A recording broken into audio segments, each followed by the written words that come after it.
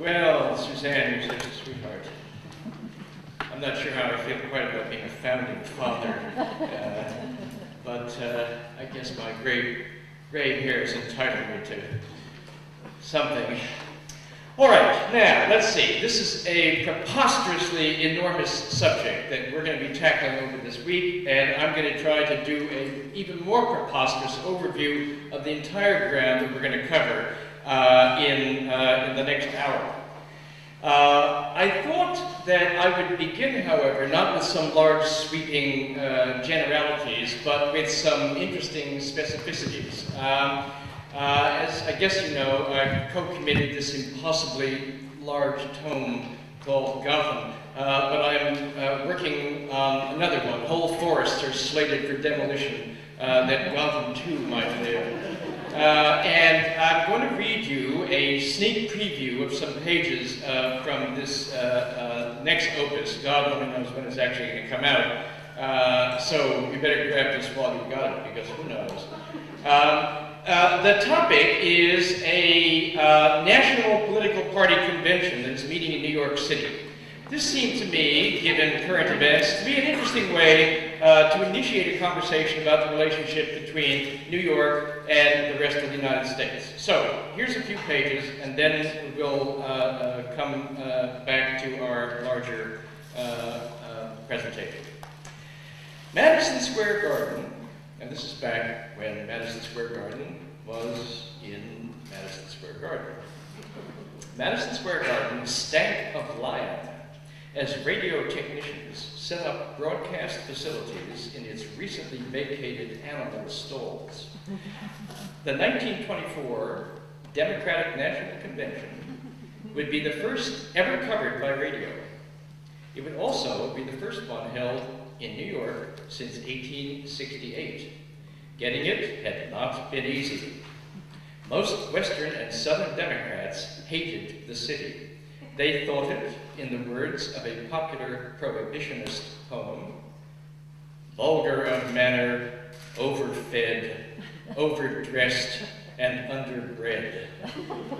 Heartless, godless, hell's delight, rude by day and lewd by night. Herbert Bayard Swope, executive editor of The World, Pulitzer's paper, had spent a year convincing Democrats that the city would be on its best behavior. Swope arranged to ban liquor from the convention hall. Police would round up all known pickpockets in the garden vicinity, although William Jennings Bryan would have his pocket watch lifted inside the arena. Swope got 1,000 restaurants to pledge not to increase prices and hotels not to raise room rates. Mayor Hyland promised lavish entertainment, including an open-air platform in Washington Square, where delegates could dance to Paul Whiteman's orchestra. But what really clinched Swope's case was the city's and the state's political muscle. In the 1922 elections, voters had sent a solid phalanx of Democrats to Washington and Albany, making Governor Al Smith a leading contender for the nomination. As the convention neared, the city embarked on a frenzied promotion of its favorite son. Subway walls, elevators, downtown billboards, traffic signs were all plastered with Smith signs. Babe Ruth stopped by campaign headquarters to give the governor a bat with which to knock out a nomination. Eddie Cantor interrupted his performances to make a personal pitch for Al. And the Tin Pan Alley tune, The Sidewalks of New York, played incessantly. If the city swooned over Smith, he was equally smitten by his hometown. Smith played up his New York mannerisms. In his guttural, thickly accented voice, he famously mispronounced radio as radio, first as foist, hospital as arspital. His dandyish attire signaled city slicker, apart from his peculiar attachment to an obsolete brown derby. As he pugnaciously put it, I'd rather be a lamppost on Park Road than governor of California. Perhaps one reason that Californian William Gibbs McAdoo acquiesced in giving New York City the convention was that McAdoo, the hero of prohibitionists and Smith's chief rival for the nomination, wanted to run against the metropolis. The minute McAdoo alighted from his train, he proclaimed his loathing for, quote, the imperial city. damning it as, quote, reactionary, sinister, unscrupulous, mercenary, and sordid. A bit much, perhaps, coming from a man who had spent 30 years in Manhattan as a Wall Street corporate lawyer. Thus provoked, New Yorkers turned waspish. As McAdoo's followers arrived, locals began knocking the, quote, apple knockers, mocking the apple knockers, and turd kickers, mimicking their drawls. Some of the rudeness was calibrated. Each state delegation had a block of the city dedicated to it. Now, this sounded hospitable enough to the anti-Catholic Texans until they discovered that their block contained St. Patrick's Cathedral. Worse yet, on opening day, June 24th, delegates found dozens of priests on the floor of the convention and Patrick Cardinal Hayes giving the invocation. Booze, too, proved to be much in evidence, and McAdoo charged the Smith men were plotting to get his supporters drunk. When the imperial wizard of the Ku Klux Klan fell mysteriously ill, Klansmen from the Texas delegation resolved to burn a cross outside Madison Square Garden, only to be squelched by the New York City police. Despite these abrasive preliminaries, McAdoo's name was entered in nomination on June 25th without serious incident. The next day belonged to Al Smith. Franklin Roosevelt made his dramatically slow way to the pulpit on crutches and made a witty and urbane speech offering the happy warrior of the political battlefield to the convention.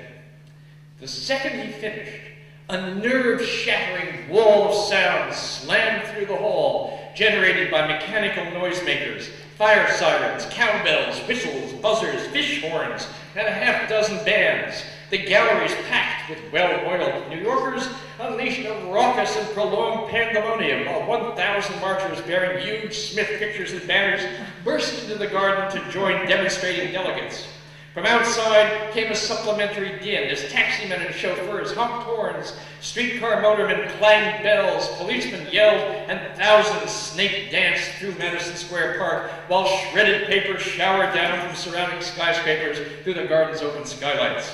The cacophony continued for more than an hour while furious McAdoo delegates formed themselves into hollow squares around their women, and children screamed with fright. After this gambit, matters degenerated rapidly. When a McAdoo-controlled platform committee rejected a proposal to censure the Ku Klux Klan, the committee's Smith-controlled minority took the issue to the floor, commencing a battle that climaxed the war that had been raging since 1915 when a former Methodist circuit rider, inspired by Birth of a Nation, had revived the defunct Klan. It had grown swiftly, feeding on wartime intolerance, the Red Scare, Nordic racial theories, and the ethnic cleansing schemes of patriotic societies. Henry Ford was particularly inspired with his attacks on Jews, quote, especially New York Jews. Adolf Hitler kept a large picture of Ford behind his desk in Munich. Though mainly a heartland phenomena, the confident Klan had launched a drive in New York itself, which the imperial wizard called, quote, the most un-American city of the American continent. In 1921, a grand goblin set up headquarters at the Hotel Embassy. And by December 1922, 21 Klaners were operating in the metropolis. But the Klan was soon run out of town, and now, with the convention set to debate the Klan clause that jammed galleries remembering this long history, were poised to strike. When William Jennings Bryan, who was in fact anti-Klan, proposed a compromise denunciation of secret societies but left out the words Ku Klux Klan, a torrent of catcalls and jeers poured down on him. When the voting started, the convention came unhinged. For hours, delegates brawled on the floor while the galleries howled hatred, and every imprecation crackled over the airwaves into homes across the country. The final triumph went to McAdoo's forces. Censure failed by one vote, but the victory destroyed his candidacy. Not only was he tagged as the Klan's man, for the rest of the convention, the galleries chanted, "Ku, Ku, McAdoo," at every opportunity. But he had demonstrated his inability to muster the two-thirds needed in those days for a nomination. Smith's selection was now equally out of the question. The assault on Bryan had steeled country delegates to stand fast against the candidate of bootleggers, Romanists, and Gothamites. A glacial stalemate gripped the garden and held it. despite the sweltering 100-degree heat, for 10 days of balloting. Tammanites hoped the Outlanders would succumb to fatigue and mounting hotel bills, but in the end, on the 103rd ballot, they acquiesced in the nomination of another New Yorker, John W. Davis. Westerners were appalled by this corporate attorney who had represented coal companies AT&T, Standard Oil of New Jersey, and J.P. Morgan.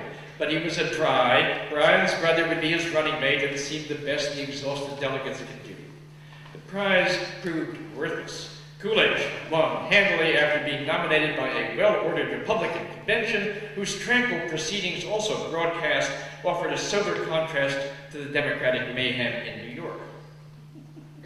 The fierce mutual loathing between country folk and city slickers, evidenced at Madison Square Garden, only deepened through the remainder of the 1920s as relations between New York and its national hinterland, never easy, came to a rancorous boil.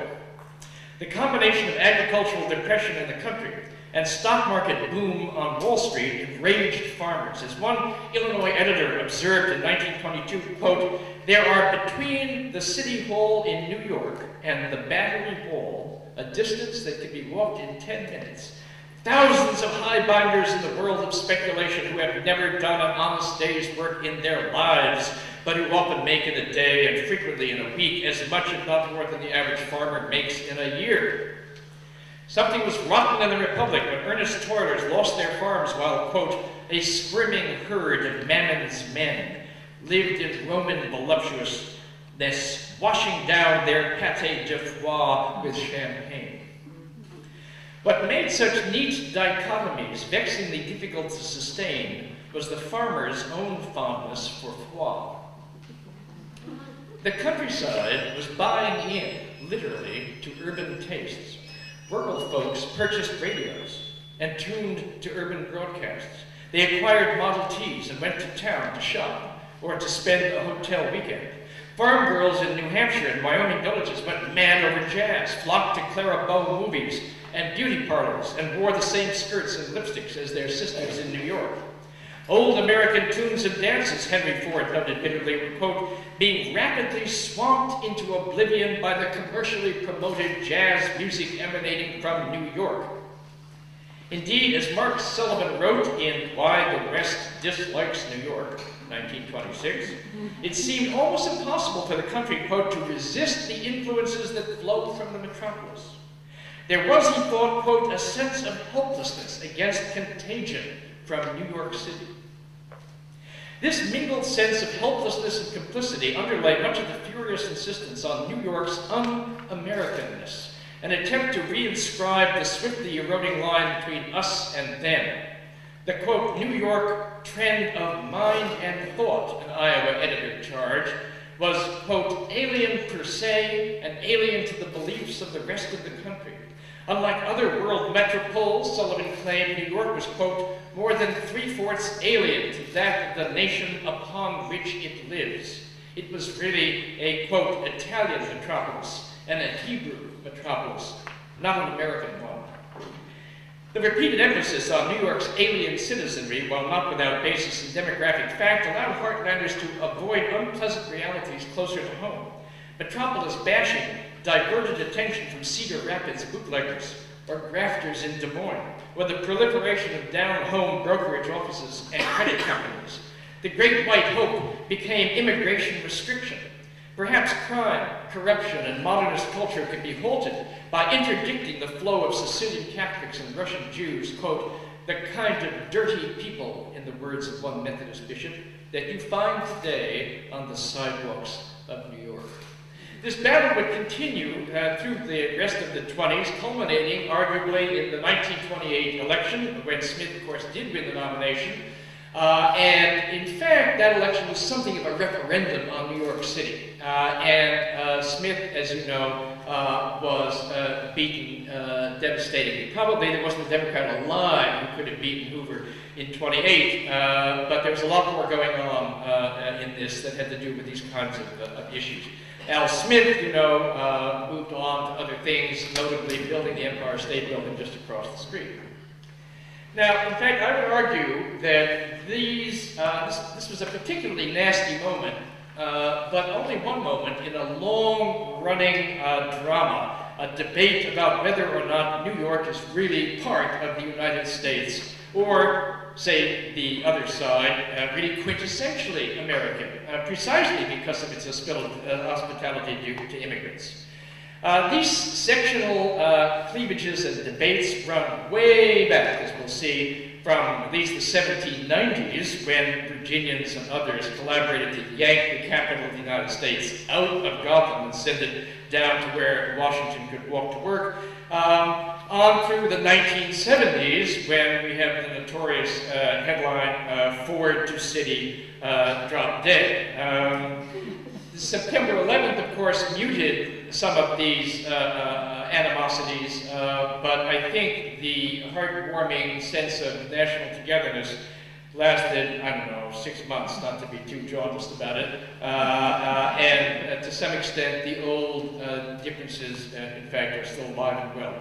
You could write a whole book, I think, about the mutual insults that had been hurled back and forth between the country and its premier metropolis. But to just pose the question in this fashion, to let the passions and the perceptions of historical figures dominate our analysis, I think would be a mistake. It wouldn't be very interesting. Of course, New York City is part of the United States. What we're really talking about here is the importance of looking at the relationship between different parts of the United States, in this case, the city and the rest of the country at any particular point in time. And it's interesting, I would argue, because looking at that relationship, looking at the relationship between the city and the country, the clashes, but also the complementarities, provides powerful insights into the nature of the overall American experience. I want to argue that the larger point here that I'm going to try to stress throughout the week is that there's no such thing as American history. And that if you set out to sort of try to grasp what Americans are all about, you're going to be in deep trouble very quickly. You, in fact, are dealing with a social formation that's one of the most complex constructions that humanity has ever produced. There is a staggering array of different kinds of cultural, of religious, of sectional, of urban and rural, of religious. There's an amazing array of different kinds of people, and not just individuals, but different kinds of organized groups in this enormous continent-sized country. And that to try to grasp all of them as one entity and talk about the American is a fool's errand. What I think you have to do is to start with the fact that, in fact, it is a wildly diverse and divided, often against itself internally, society, and to try to capture what's remarkable about the place by looking precisely at those relationships. Now, again, you know, there's millions of ways that you can go about doing this. You can look, in fact, at the relationship between races. You can tell the entire history of the United States by looking at whites v. blacks. You could do it by looking at the relationship between the hundreds of national groups that have arrived here, how they fought, juggled, negotiated, compromised, loved, hated, and fashioned out of that this kind of rough-hewn cosmopolitan world in which we live. You can do this by looking at the religious history of the country and thinking about the battles between Protestants and Catholics and Jews and the like. And for our purposes, I think looking at different geographical terrains is useful as well, both on the level of sections. I mean, just imagine the Civil War is, in fact, one of the perhaps most dramatic incident in our history, and it's a function of the divisions between two different sections of the United States, which in fact themselves are overlaid with other kinds of distinctions in terms of the number of immigrants, the religious composition, and so forth and so on. It's not a simple matter by a long shot. But I think for our purposes, the one that is worth focusing on is this relationship between the city and the country, between the urban and the rural, and then as time marches on, between the urban and the rural and the suburban. And that the clashes between those different social agglomerations, in fact, tell us an enormous amount about the nature of the United States at any particular point in time, and help us understand the dynamics about how it moves from one point in time to the next. Now, this is an argument that can only be made by an empirical study, by looking at the historical record, and we're going to be doing exactly that. We're going to be looking at the relationship between New York's history and that of the way of getting at the essential elements of the larger story, using the particular to illuminate the general, but also using the general to illuminate the particular. Wallace's first law is that you can't begin to understand the history of New York City if you limit your attention to what happens in the 5 boroughs of New York City. You can't, I don't think, understand any point on the planet in isolation, but particularly this place, because it has been overwhelmingly about a constant flow and flux of people, of ideas, of currency, of all kinds of things, which we'll be talking about. So that I'm not saying that what happens here is determined by what happens out there, but that you've got to keep both of those things in mind if you're going to understand here as well as understand the larger area. Now, final preparatory point here is that this is not just an abstract exercise. I mean, this might be fun for a general conversation about New York, but it's got, for us in this room, I think, a particular value. People teaching in the New York City public school system. And I don't think I'm alone in this, believe that New York City history receives insufficient attention in our curriculum. I think US history is also underserved, but there is, at least relatively speaking, more space allotted to its telling. So what we want to do here is to, coin a Gretchen Benford, try to demonstrate that you can teach 2 birds with 1 stone, something like that. That we can use material drawn from New York's story to get at the larger story of the US of A. And we want to do this, not just because that's a fact, but because we think that it is easier to get children interested in the larger national story if we can show that it is connected with, exemplified by, the history of local developments, people, and places with which they are familiar. So until such time as we can politically win an expansion of the time allotted to New York City history in daily schedules, and perhaps even more important, the space allotted to questions dealing with Gotham's story in statewide testing regimes, we should make more use of New York City history as a tool with which to teach American history, especially again by focusing on those aspects of the city's history that are rooted in the city's relationship to the rest of the country. Accordingly, that's what we're going to do over the rest of this week. And worse, because the same logic about the importance of setting the local and larger context, and vice versa, applies to countries as well as it does to cities. I'm going to argue that to really understand the history of the United States, you have to grasp its position in the global scheme of things. Therefore, we are also, talking about lunacy, going to tackle the story of the city's changing position, not just in the United States, but on the entire planet. All right, now, how are we going to do this? We're going to make a series of passes over New York City's entire 400-year history. Correlating in increasing detail its story with the national and planetary stories. The first 2 passes will occupy the remainder of this hour. The initial one will offer a lightning survey of Gotham's story, focusing on its evolving position on the planet, a satellite's eye view. The second one will present a closer-in survey of the history of its national relationships. Here we'll be cruising at the altitude of a transcontinental airplane flight. Then there'll be 5 sessions, beginning with this afternoon's talk and continuing on as the opening event on each of the next 4 days, in which we will traverse once again the same terrain, this time broken up into 5 sequential chronological eras, this time flying at about the level of a crop duster. And then after those talks, for the rest of each day, you will actually be landing, getting out and walking around in each of these various paths.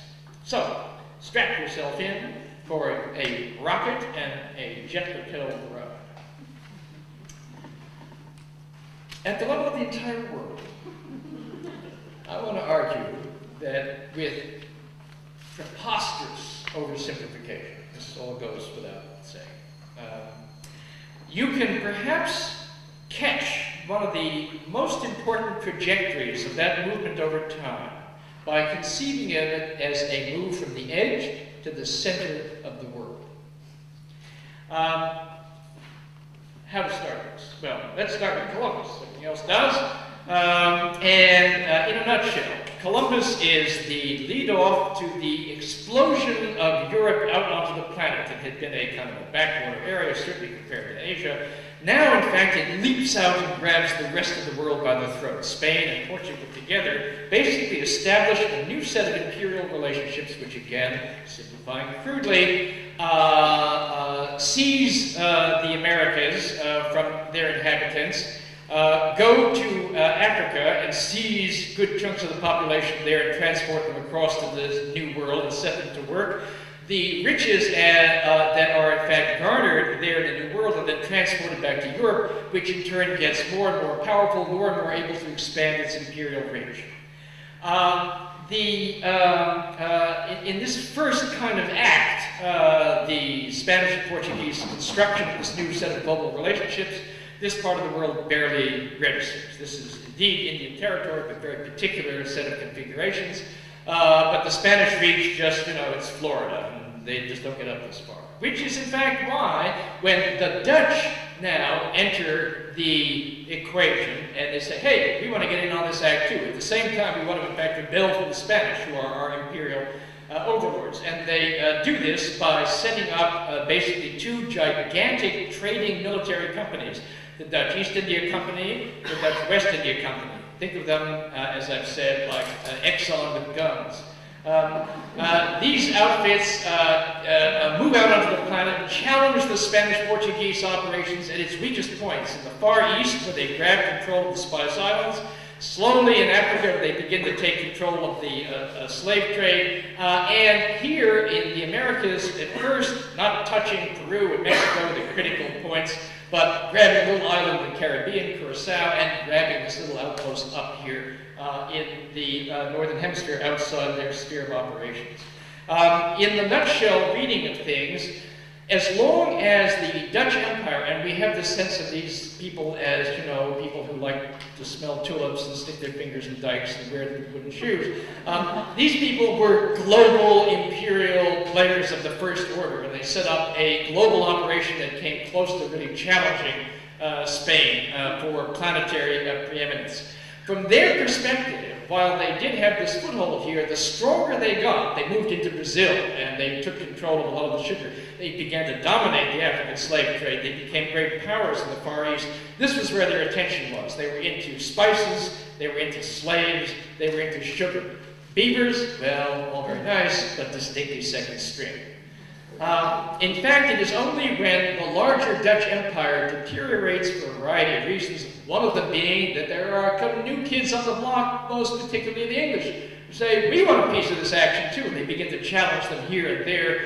And in fact, as the Dutch Empire, for a variety of reasons, gets weaker, and they lose a lot of their strength elsewhere, they say, well, New Amsterdam doesn't look so bad after all. Maybe let's spiff this place up and try to make a go of it. They do, Stuyvesant comes in, spiffs it up, and no sooner has he done so than whop, the English come in and take it over. This is of enormous significance because, in fact, the city is now inserted into a new kind of imperial operation. Now, as New York, we've got a very specific function. The English Empire in this part, now remember, they're also expanding. They're into India, they're into the slave trade in Africa, they're moving into the Caribbean, and moving in means the guns, what they do is, in fact, they also, in fact, have operations in North America, but that's, not critical. The big thing is the Caribbean. Why? Because it's sugar, and sugar is white gold. It is the most lucrative aspect of their imperial operations. What they conceive of New York's role is basically a supply depot that works in tandem, supplying food down to the Caribbean, processing the goods that are produced down here. Sugar comes back up here and is processed. and also, crucially, something that we'll see the Dutch also start, its role in the slave trade. That's a crucial aspect of things. So the city's history in this long English century is dominated by two things. One, trade with the Caribbean, and two, war. Because in fact, these rival empires, now the French get into the act, and they want a piece of the action. So there's global battles going on. They're being fought in the Caribbean, they're being fought in North America as well.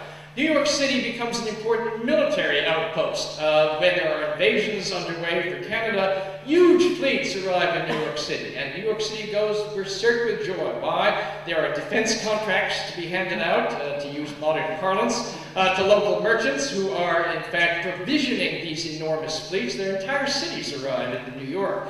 The bars are happy, the whores are happy. The city's economy is largely a function of the rhythm of the military surges, peace and war, throughout this long period of time. Comes the revolution.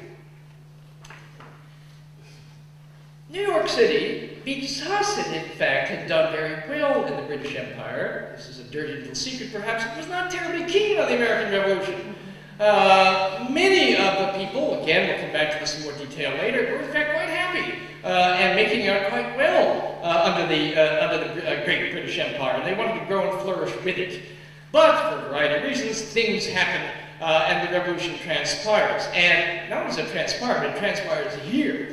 Because the British, well familiar with the military strategic qualities of this place, it sits astride the Hudson River, which in fact runs north-south, and if you control the Hudson River, you can split the northern obstreperous, noisy Massachusetts colonies from the noisy obstreperous Virginia colonies, and so in fact that's what the British do. They invade this place in the, as we will see, the greatest amphibious landing in the history of military warfare to this point. They seize control of New York City and they hold it. So this is in fact the capital of British America, the Gibraltar of North America as it's called during the Revolution. End of the Revolution. We win. From New York's perspective, this is a potential disaster.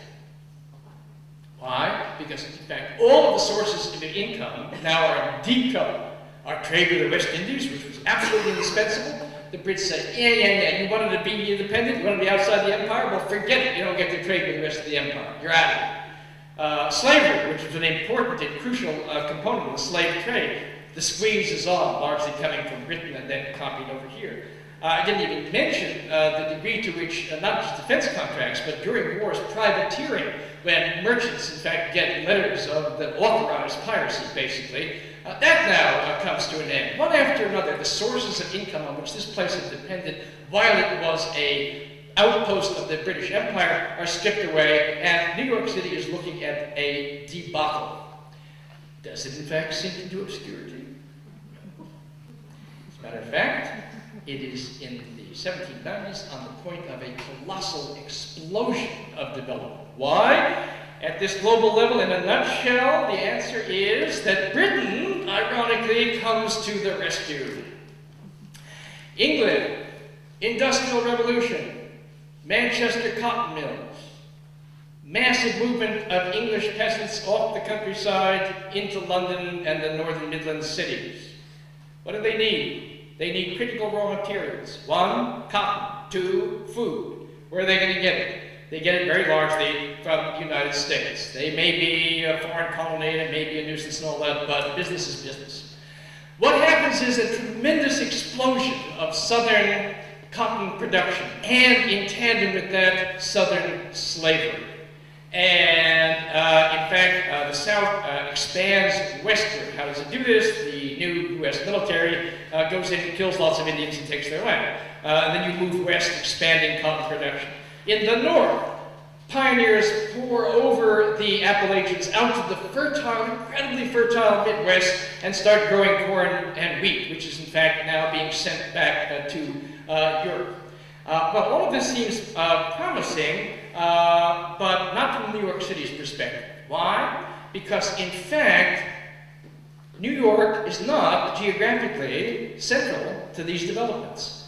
If you are in the South and you've got cotton to ship to London or to France, or if you're in the Midwest and you want to ship your grain to Europe, what do? Well, there's a massive interior network of rivers which all flow into the Mississippi, and as we all know from Davy Crockett, down the Mississippi, down to New Orleans. And New Orleans, in fact, is poised to become the premier port that is the interface with Europe. What New York City does, brilliantly, is it manages to redirect this flow of commerce so that it inserts itself between the three most dynamic areas of the 19th century global economy: industrializing England, the slave South, and the small farmer Midwest. How does it do it?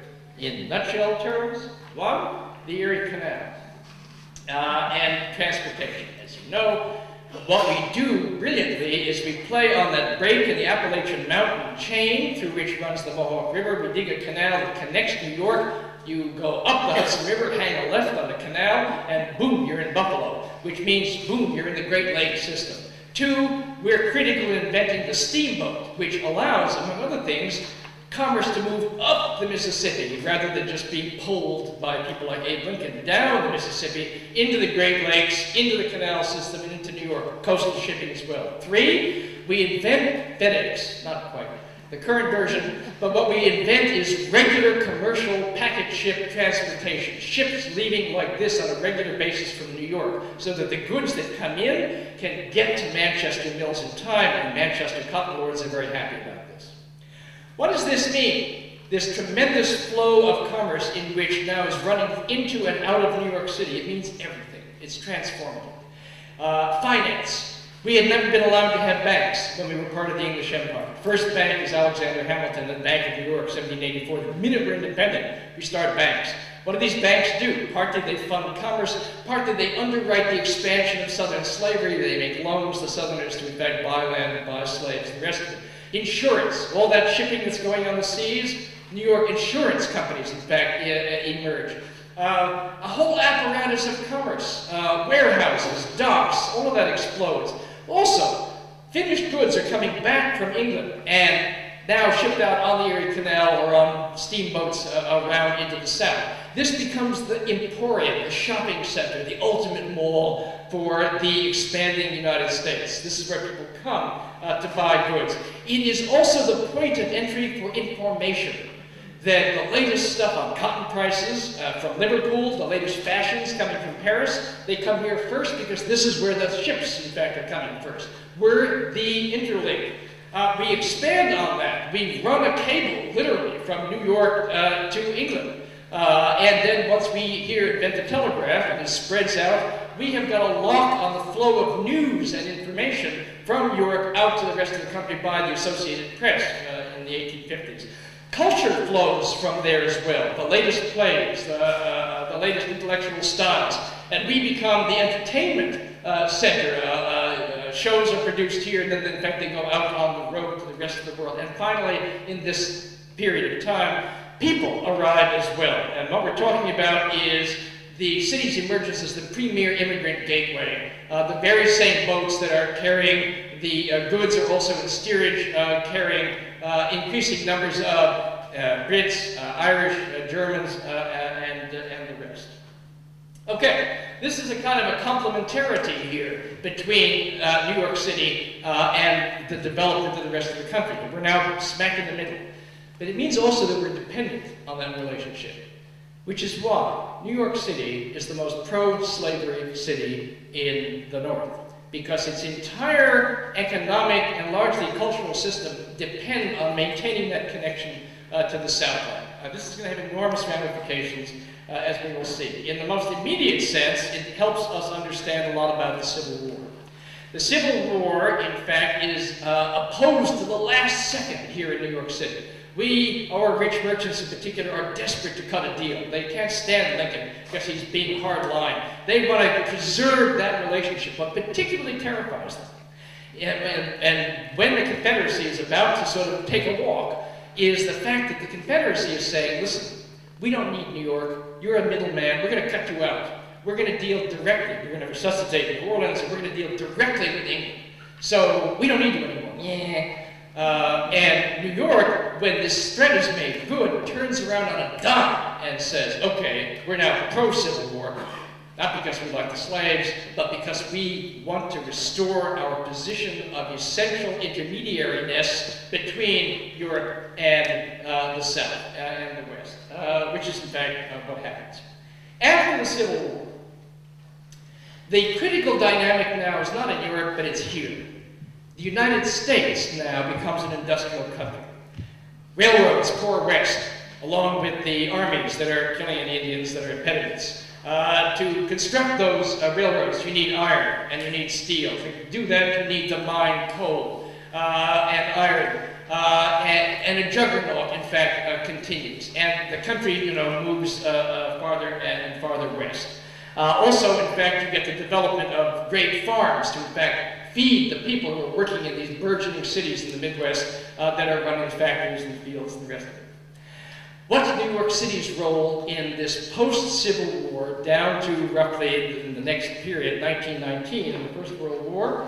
Much the same. The critical link to Europe. One, capital flows. The big money is coming to develop the continent. It's coming from Europe. We don't have that kind of money just yet. We'll get it by the end of this period.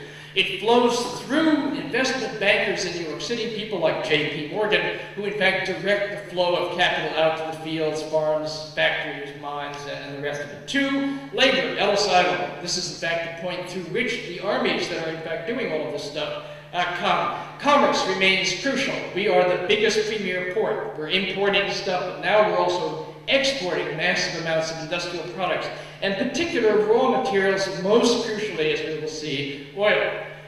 Fourth, culture and communication. We sustain our position, we carry it over into the new era, only now again we're beginning to invent and develop our own operations. We invent the motion picture, we invent Coney Island. And finally, we now begin to stick our finger in the imperial pie as well.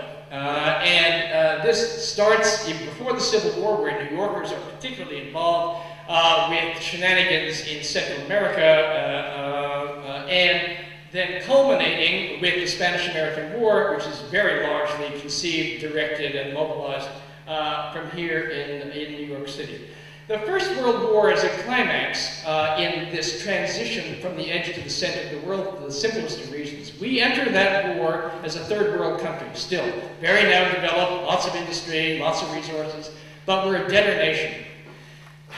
England, France, Germany bankrupt themselves in the course of killing one another on a scale which has never been seen before in history, and to get the money for all of that, they begin to sell off all of their accumulated stocks in American enterprises. And finally, they've sold it all off, and they still need money, so they begin to borrow. And people like the investment banking community here in New York City go from becoming funnels to receive capital to being funnels to sort of dispersing capital now back to Europe itself.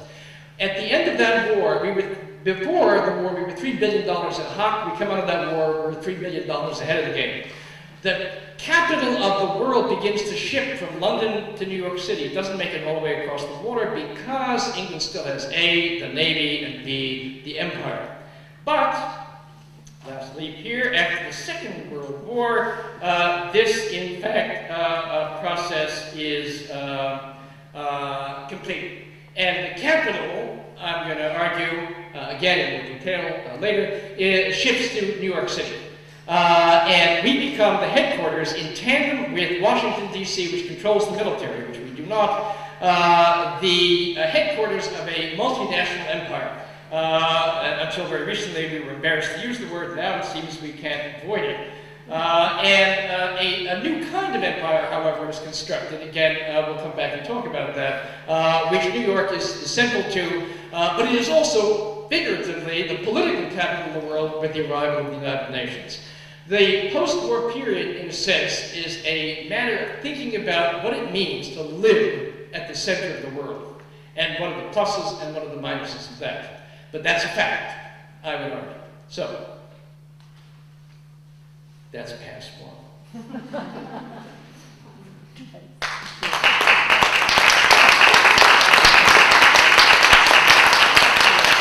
And we just want to go out and get to the real stuff. But alas, no, know you have a second pass.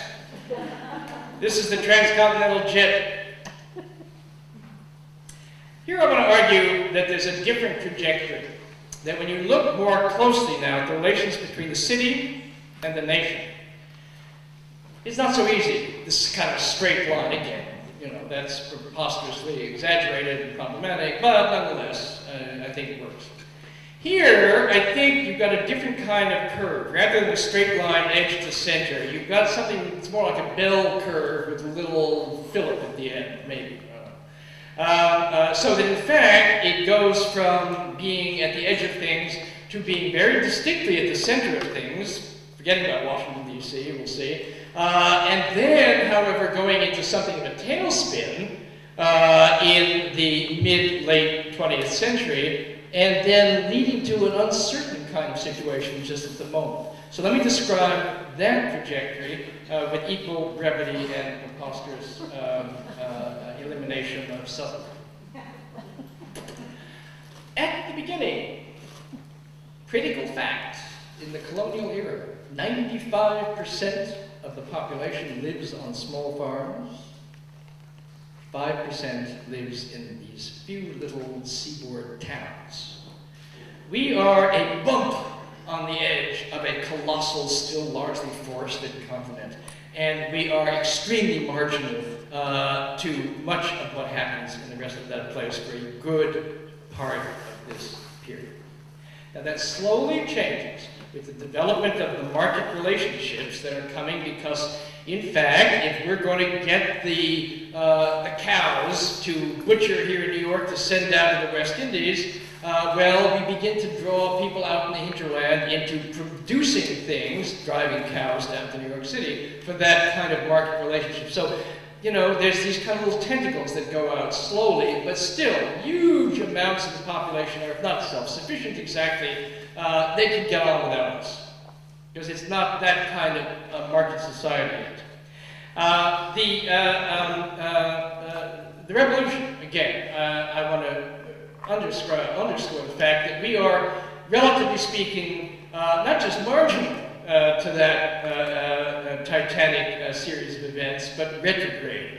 Again, New York had its interests very deeply tied up in the British Empire. We were known as kind of English lovers. Our style, our culture, our way of metropolitan living, and in fact, we dragged our heels. There were indeed, as we will see, critical elements in New York City who had a vested interest in the revolutionary movement, but in an odd way, apart from the fact that it took, you know, this gigantic military invasion to nail us down as a British city, it was pretty British even before then. So again, in a sense, we're kind of on the margin of things. Now, with the period that we talked about before, the emergence of the city as the critical link with Europe, with transportation, with finance, and all the rest of that stuff. Putting these kind of two periods together, the antebellum, the before the Civil War period, and then the postbellum, when industrialization of the continent is what's key, I would argue over that long 19th century that New York City emerges as the de facto capital of the United States.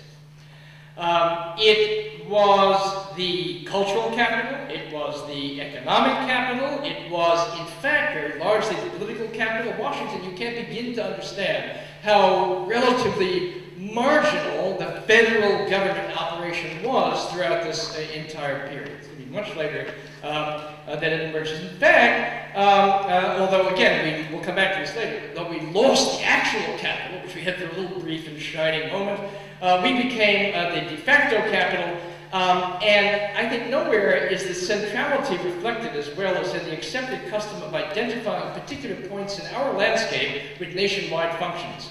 Wall Street supplied the country with capital. Ellis Island channeled its labor. Fifth Avenue set its social trends, not shopping in those days.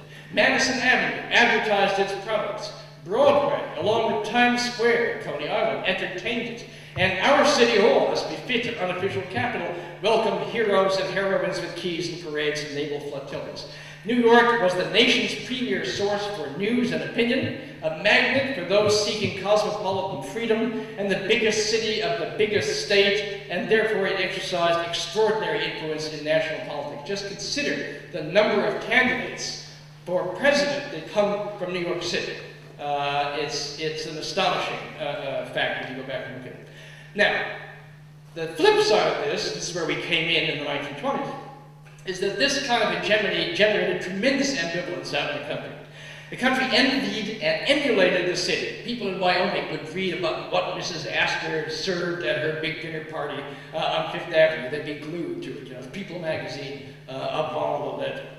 But they feared and resented it too. Farmers, planters, and industrialists needed its capital, but they disliked their indebted and dependent status. Already in the 1830s, when Ohioans felt that they had to borrow money from Wall Street to build their own canals so they could connect to the Great Lakes system so they could get their goods to Europe down the Erie Canal, this meant they were hot to New York. And New Yorkers, in fact, were not soft-shoed. They went out there and they threw their weight around, their muscle around, they made themselves seriously disliked, particularly when there were hard times and they would foreclose and sort of buy up much of Chicago and so forth.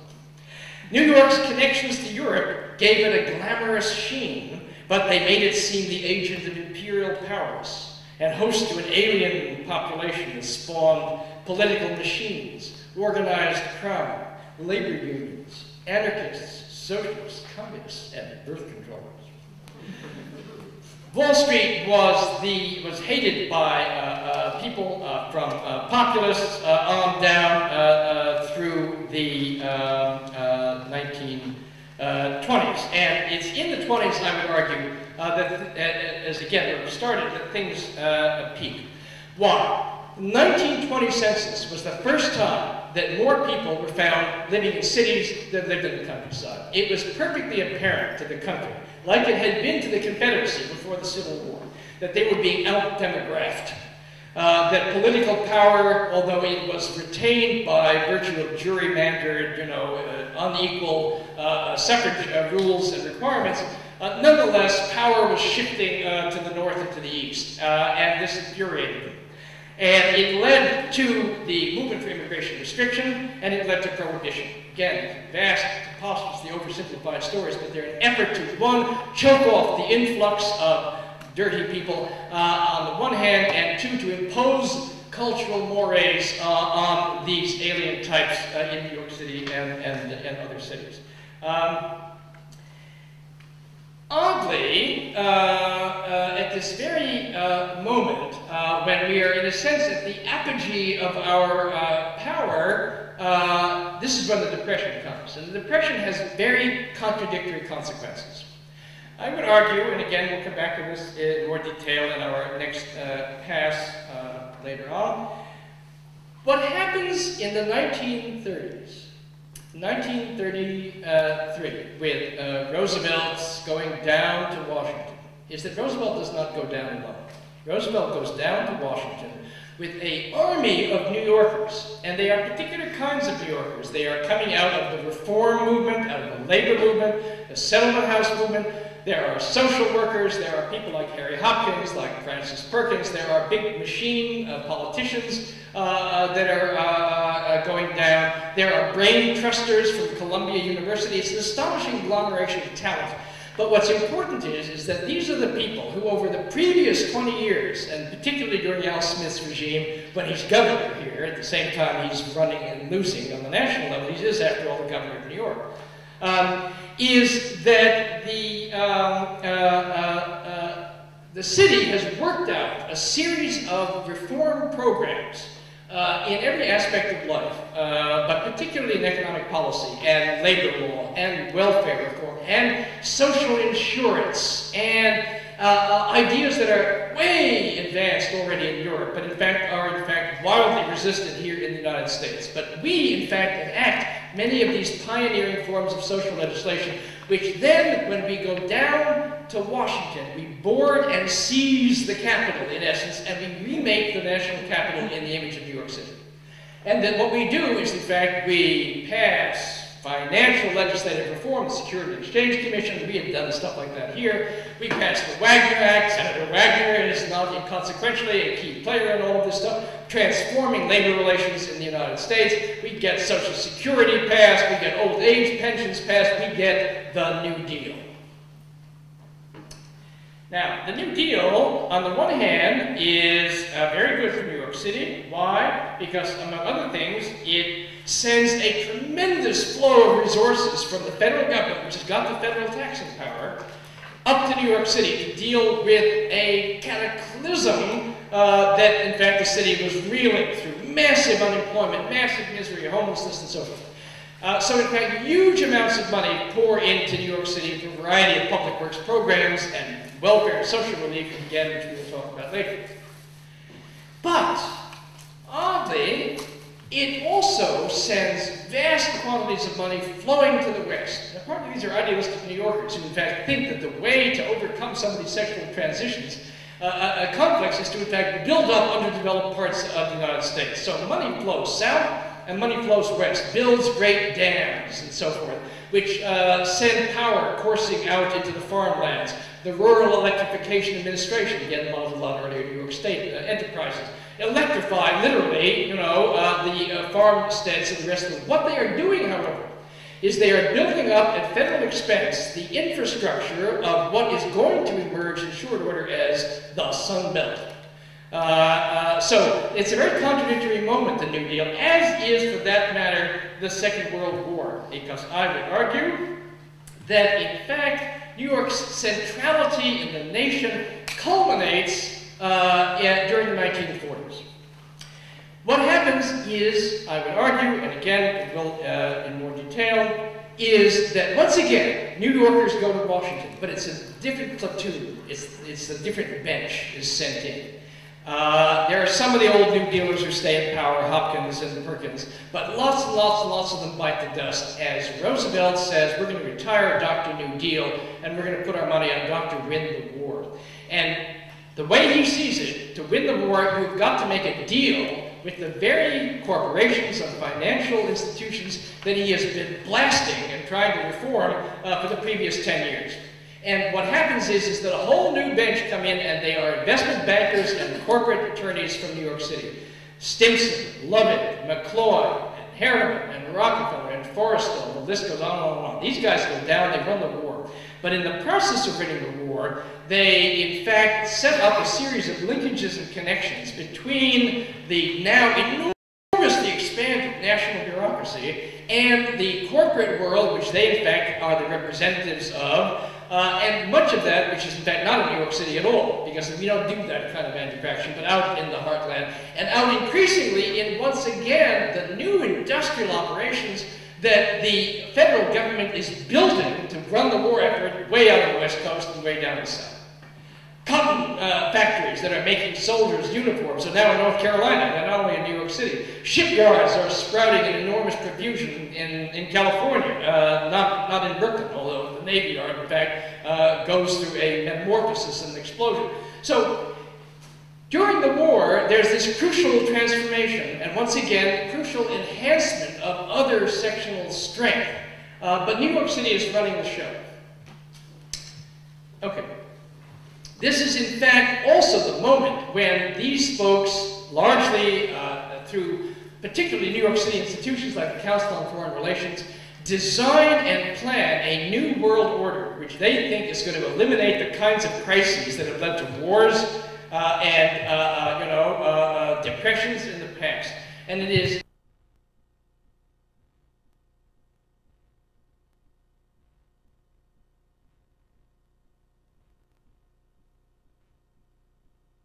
another huge story. But if we're going to lay out some of the critical things which we want to follow up on in the post-war era on the national level, they are, one, deindustrialization.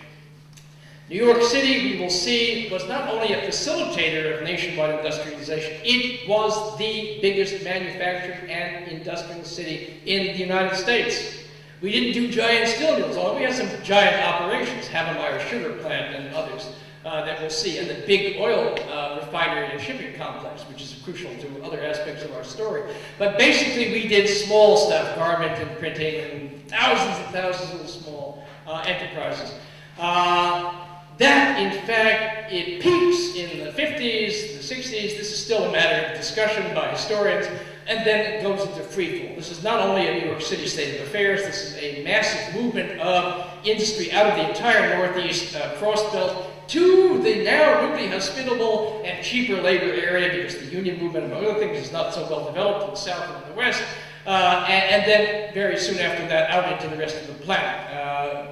Puerto Rico being an important moment in this process, again, we'll come back to that issue. Second, suburbanization. This is a combination of desire and planning. That is to say, the cities had gotten very run down in the 1930s depression. The war, all new construction stopped. And after the war, particularly the 1949 Housing Act, did two things. One, it underwrote a risk-free investment process, mortgage guarantees, which in fact allowed Sergeant McGillicuddy, who just come back from the war, to get a 3.5% VA mortgage on a little house if it is not in the city, because these things discriminated literally against housing in the city, and they particularly discriminated against blacks. What they did is they facilitated this movement of people out of not just New York, but here the results were dramatic, to the new suburbs, some of which, in this case, Nassau, where Levittown is the key player, but also remember that Nassau was not just a place to move people's bedrooms out to, but was an area where there were jobs. Why? Because during the war there had been a tremendous expansion of the military operations out in Grumman and Republic and so forth, out in Nassau and Suffolk. A similar process, in fact, is taken elsewhere. We are still, at that point, arguably an important military production center. Second, the interstate highway system, the Long Island Expressway, the whole shebang. In fact, while it's true, it starts earlier, and in fact, it was very largely designed in the 1920s, this network of roadways, to facilitate the automobilization of the city and the dispersion and the segregation of the city out into the countryside. Now, in fact, you've got cheap housing in the periphery, and you've got cheap roads on which to get there, and you've got cheap oil because of the nature of this new global imperial relationships.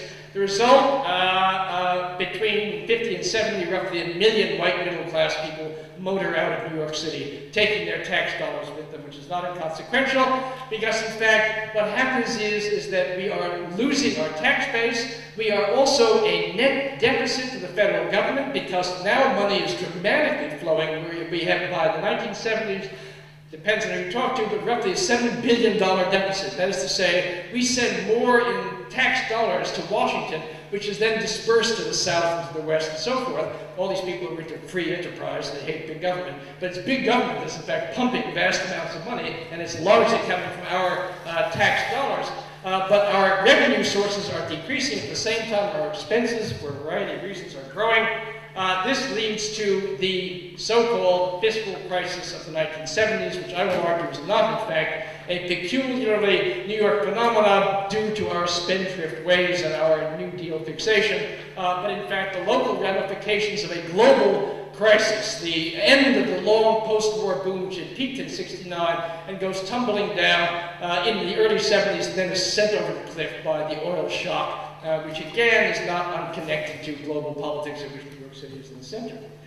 This leads, I would argue, for it to city drop dead, the way the fiscal crisis plays out in New York City becomes a paradigm for the new kinds of governance strategies that are going to take place in the nation. In a nutshell, the fiscal crisis here, where in essence the banks take over New York City and impose austerity, they impose tuition here at the City University, they cut police, they cut fire, they cut this, which has some consequences in the explosion of arson and the explosion of crime and all the rest of that stuff. That becomes the model for Reaganism. And in fact, in the 1980s, on a national level now, you have this kind of austerity, not for corporations, but you have austerity for social services, which has a lot to do with the explosion of homelessness in New York City in the 1980s, even though there's in fact a little boom going on. I would argue it's also a model, what happens here in New York City, for the International Monetary Fund strategy of imposing austerity programs on third world countries. Another story. Then, finally, 1980s, 1990s, on down to the present. What have you got? It's a peculiar period. I don't think we know the answer to it yet. On the one hand, there is the consequences of this place now having shrunk from being the colossus of the nation to being the, you know, the kind of place that many people, when they took a boat back in the 70s, would like to cut off the eastern seaboard and then float out to sea. On the other hand, in fact, our ongoing strengths in A, global finance, which in fact now, globalization is a very problematic word, as you'll hear from implicitly from what I've been saying. I think globalization has been going on since the Spanish. In fact, there is a tremendous increase in the density and flux and flow of financial products in this period, and New York City is in the center. Overseas banks flock to New York City. This is the place to be. This is where the deepest capital pools are. And this is partly responsible for the upticks that take place in the 1980s, although there's a big drop again in the 87 crash, and then this kind of sort of quasi-boom in the 1990s. Secondarily, in fact, this once again emerges as the critical immigration point. The whole world, partly thanks due to the 1965 immigration reform, which throws down the barriers erected back in the 1920s, and in fact, people do flood in, and this time from the entire world. There's a wonderful continuity in that some of the people who fought the imposition of the 1924 immigration restriction had a hand in fact, destroying those restrictions in 1965, and New York City was immeasurably the beneficiary of that. All of which brings us down to September 11th, which I'm going to, in fact, reserve comment on, but in fact has an awful lot to do with the particular nature of the city's relationship to the rest of the world around issues, among the things, oil. But we'll come back to that when we, in fact, shift in a more leisurely mode this afternoon to a crop duster version of an overflight of the first of the 5 sequences covering from the early colonial days down through the end of the American Revolution. So I'll see you later.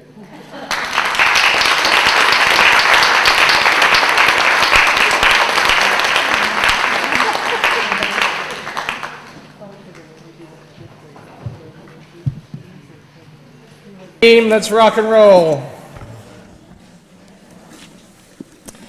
Now, we're running behind a little bit. I've got 150 or 200 years to go here. But I'm going to stick to my game plan, but let's see if we run a bit too long, what we do then. Okay, now I want to go over now at this kind of closer to the ground level the Colonial and Revolutionary Era from 1500 to 1789, roughly speaking.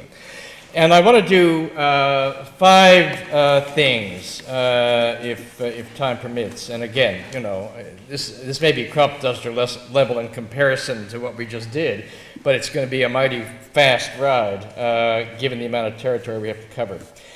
One, I want to think about comparative colonization. I want to compare the Dutch colony with the English colonies. Second, I want to look at the English colony itself, which covers the bulk of this era, how it grew and developed. Third, I want to look at New York's role in the Revolution.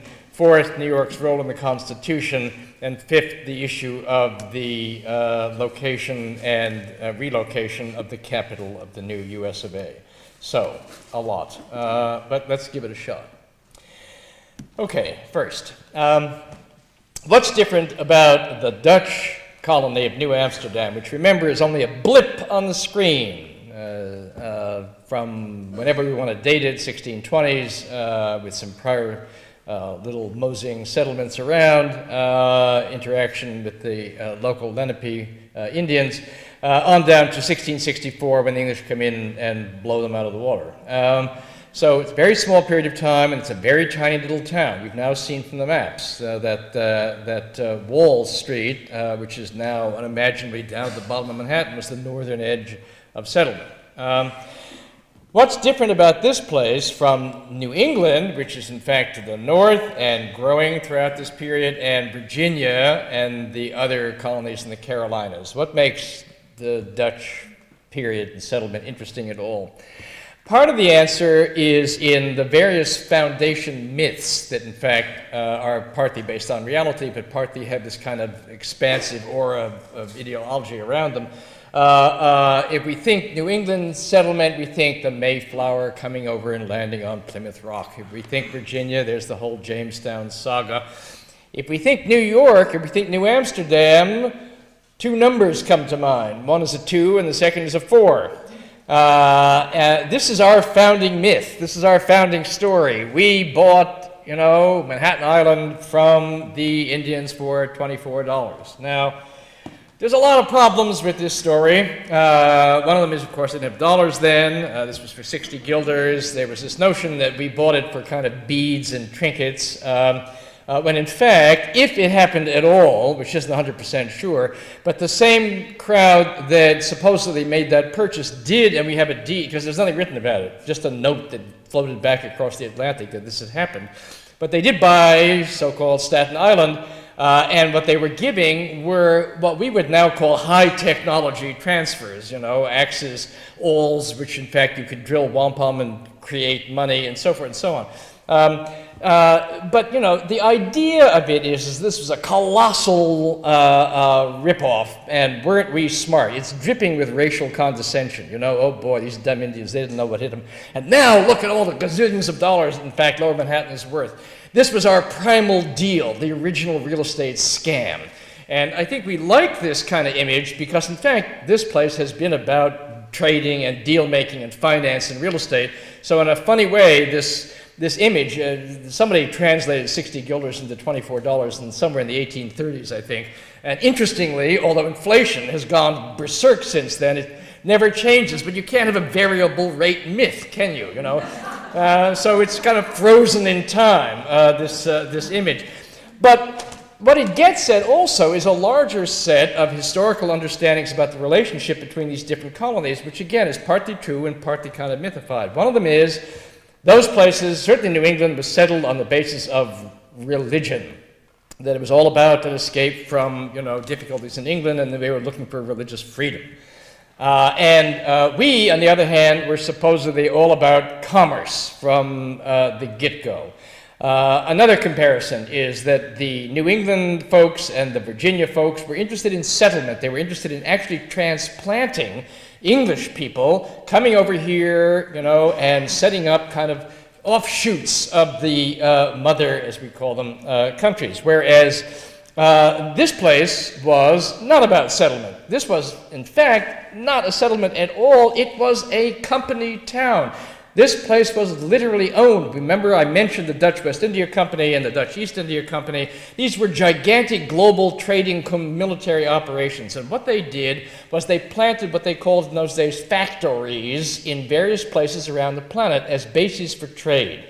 And the Dutch Empire, you know, even before it built this factory here, which was a little fort down at the very bottom, not really one of their better efforts in Fort Land, compared to, say, in Bengal, you know, or in places in the East Indies, where they had established, you know, military outposts guarded by substantial numbers of garrison troops who traded with, in fact, the locals. That was their vision. They didn't want to live there. They wanted to trade with the locals. So another ground. Thirdly, connected with this, is a sense that the New Englanders, because in fact they were religious and because they were occupying land that already belonged to some other people, were in fact fanatics, you know, these intolerant, zany Puritans who stomped on witches and all the rest of it. Whereas New Amsterdammers, and thus the argument goes later New Yorkers, were into commerce and money making, and therefore in fact were tolerant of other peoples, and that New York was from the beginning a peculiarly tolerant place. Now, there is a grain of truth in all of these arguments, but I think they're overdrawn. From the very beginning, the Dutch West India Company was in fact not at all sure about what to do about New Amsterdam. Yes, their initial vision was definitely, let's do what we do everywhere else. Let's set up a fort and let's deal with the locals. Unfortunately here, we don't have gold, we don't have sugar, we don't have slaves, anything really interesting, but we've got these rodents running around, and they make great beaver hats, and we can cut out the Russians who have been supplying those for years. You know, Jews in Williamsburg who were walking around with those regalia. That's what, in fact, most everybody wore in Europe, certainly in cold climates. So there was some money in beaver, if somewhat second rate. So this crowd who dominated the West India Company from the beginning said, all right, let's do that. Let's set up a fort. Let's deal with the local Lenape Indians who can go out, trap these things, and bring them in. This, of course, encourages a certain amount of tolerance. You don't want to, in fact, go out and kill the Indians because who's going to go out and trap the beaver for you? You know, so it's a per force. It's that kind of negotiating arrangement. So that's true. On the other hand, they had a problem. Because, in fact, this was a company town, and the only people theoretically in the beginning who were welcome here were employees who were going to work for the company, and they were going to process beaver furs, and they were going to ship them back for miserable wages.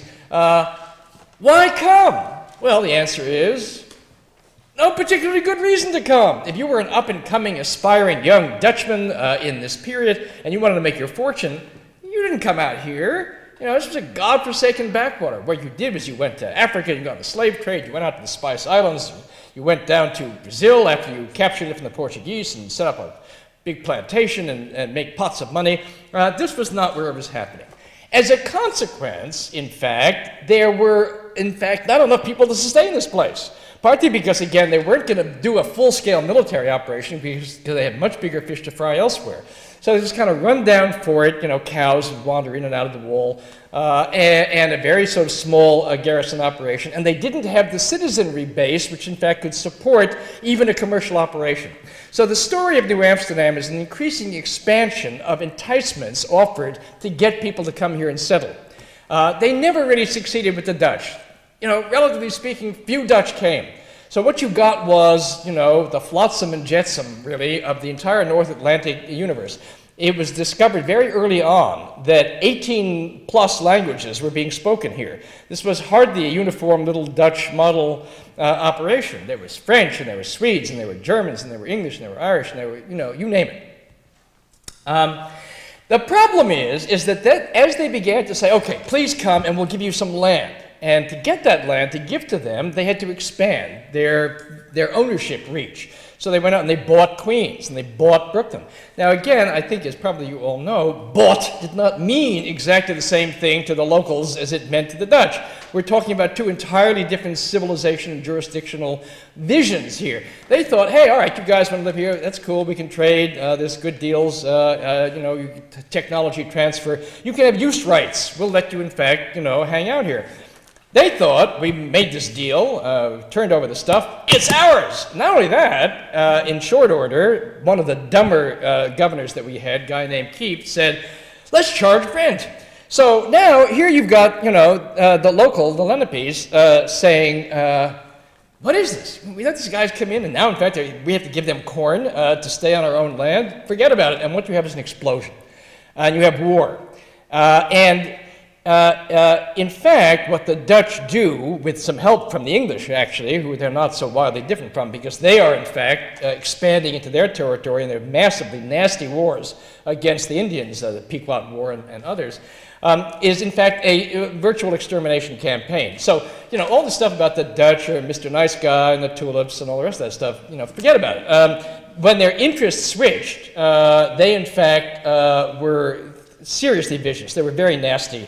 Massacres, 80 heads at one point were cut off and brought back to Manhattan, used for, you know, bowling balls down Bowling Green. So the problem is that, in fact, then there's an explosion of Indian animosity, and in fact, the town is almost overrun. And the Dutch West India Company says, "Oy, there's no money in this place. Now we've got Indian troubles. Why don't we write this off? You know, our stock is declining on the Amsterdam Stock Exchange. What a mess."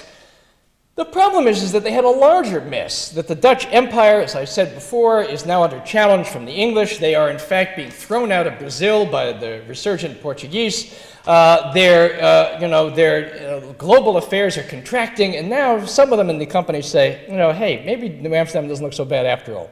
Let's make one last shot. Let's get rid of this jerk Kieft, and let's send in our top management, a transfer from the Curaçao operations in the Caribbean, a tough guy, the Marshal Dillon, who's going to be sent in to clean up Dodge City. And his name, of course, is Peter Stuyvesant.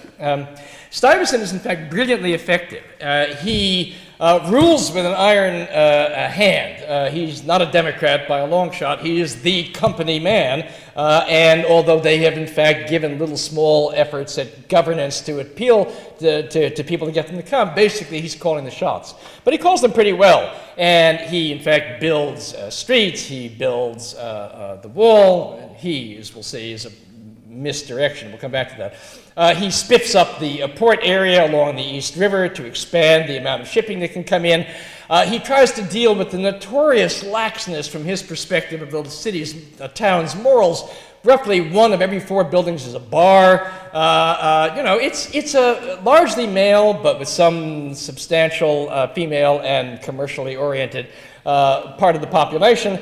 You know, it is in fact a Wild West town in some considerable measure, and he in fact is out to impose order.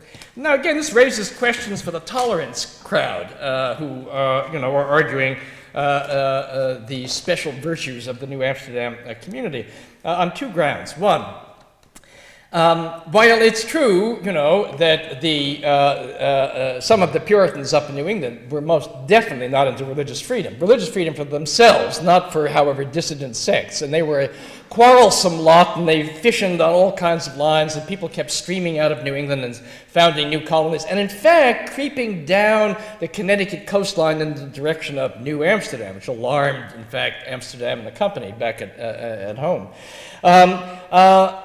But, in fact, Stuyvesant was also a Dutch Reformed hardliner, quite similar in many ways to the Puritans for all this tolerance stuff. And he hated Jews, and he hated Quakers, and he hated, you know, all kinds of and Catholics and so forth. And if he had had his way, he would have, in fact, barred these people altogether. The first movement of Jews into the city in a significant way comes with Jews who, in fact, have been in trouble down in Brazil and who, in fact, flee from there up to New Amsterdam. His notion is, you know, get these people out of town. But here, in fact, is an interesting phenomenon. The Dutch West India Company itself, back in Amsterdam, overrides him. And he says, you don't get to throw these folks out. Why? Well, among other things, there are some very substantial Jewish shareholders in the Dutch West India Company. But the larger point, and here's the germ of truth in the myth, is really we've got to get our profit rate back up. And if, in fact, these people can contribute, they're earnest, honest, hardworking, industrious souls, they've got trading connections as well, perhaps, we don't want to turn them away because when all is said and done, the guilder triumphs over, you know, religious concerns. So, you know, overstated, but in fact some important issue there. But the other deeper question, which tends to get lost completely in the tolerance vision of things, is what Stuyvesant really did, which was to provide an economic basis for this little colony. And the economic basis was slavery. Now again, this has to be understood in large global international context. The Dutch, who in fact replace the Portuguese and the Spanish in terms of actually supplying slaves to Mexico and to the Caribbean and so forth, have a vested interest in developing slavery in this part of the world. And in an odd way, it is the Dutch who bring slavery to the Caribbean. In the 1640s and the 1650s, when the English blast their way into the Caribbean, Jamaica is taken, Barbados, Bermuda, and so forth. What they do is the remnants of the army, in fact, stay there, and these are mostly white folks, and they, in fact, open little plots and start growing sugar. What the Dutch do is they show up with ships full of slaves and say, we have got a better idea, you know, try this on for size. They, in fact, also begin supplying Virginia as it begins this very complex transformation from a largely free settler to a slave-based society. Stuyvesant, who was in the thick of this down in Curaçao, now he's transferred up north. He says, let's do slavery here in New York on 2 grounds. One, we will use this as a depot, a place where slaves are brought and then transshipped down to the Caribbean. And secondly, we will in fact use slaves here in New York City. What they do is a remarkable innovation, corporate slavery. The company itself is the largest slaveholder in town, and it is in fact not Stuyvesant who builds the wall, and Stuyvesant who builds the roads up to the Bowery and on north up to Harlem, their outpost north of Manhattan, or who in fact makes the increasing links over to the little farming communities that are growing up in Brooklyn and Queens. It is in fact slaves, gangs of slaves who are owned by and housed by the company in their own quarters. It is true. By the way, before I forget, the wall, in fact, which is built at the northern extremity of town, is, yes, partly to deal with the Indians, but not much. After the Peach War of the 1650s, in fact, most of the local Indians have been destroyed or driven out, and in fact, they've been able to afford to do this partly because they were turning away from beavers, but partly because, in fact, they could deal with the upstate Indians, the Algonquins, who, in fact, were, as it were, even a greater enemy of the local Lenape than were, in fact, the Dutch. The poor Lenape were caught in a pincer movement between the upstate Mohawks and Algonquins and so forth and the expanding Dutch Empire.